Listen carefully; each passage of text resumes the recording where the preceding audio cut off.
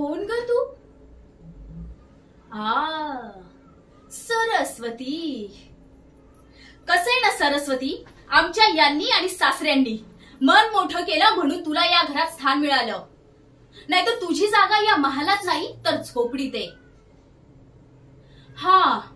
पण आम्ही तुला स्वीकारलंय म्हणजे स्वतःला कोणी राणी वगैरे समजू नकोस. तुझी जागा दासीचीच आहे.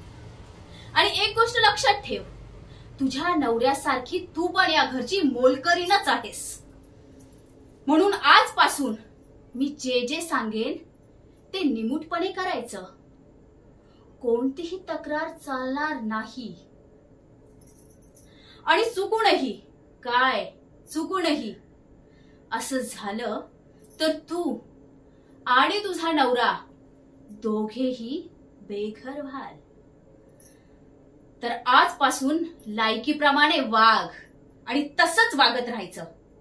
जा, आमच्या दोघांसाठी तुपातला शिरा आण. जा चल.